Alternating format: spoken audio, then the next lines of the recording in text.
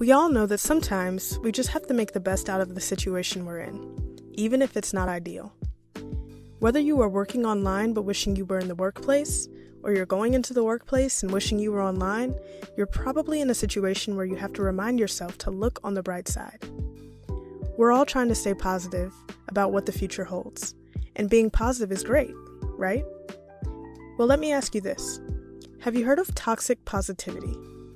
It's the idea that insincere or forced positivity during any troubling time can actually have toxic, harmful effects. This toxic positivity can negatively impact your colleagues, the population you serve, and yourself. The thing with toxic positivity, which can manifest when we say things like, we'll make the best of this, or things could be worse, or let's try to stay positive, is that it tells the person you are talking to that they should push the negative emotions they are feeling aside and not confront them in a healthy manner. And if you're saying these things to yourself, you may be pushing aside some of your own negative feelings, which can cause stress and anxiety to build, and in the end, make you feel worse instead of better. Toxic positivity can send the message that feeling anxious, stressed, or frustrated is abnormal. And during these times, it's actually quite normal. Social media platforms can be frequent culprits of toxic positivity. Many of us are aware that posts that depict unrealistic standards of glamour and beauty can have harmful effects on the mental states of both young and old individuals.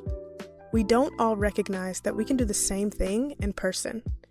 If we only express positivity, even when we're feeling badly, it can make those around us feel like we're setting a standard that's impossible to achieve. If you find yourself telling those around you to stay positive, or if you suggest they might be overreacting when they express real fears and concerns, you could be diminishing their emotions. Instead of making them feel better, it can leave them feeling guilty and ashamed for the way that they feel. These feelings of guilt and shame can be even more intense for people suffering from some sort of mental condition, like depression or anxiety. It's best practice to allow them to express their emotions, validate those emotions, and show empathy.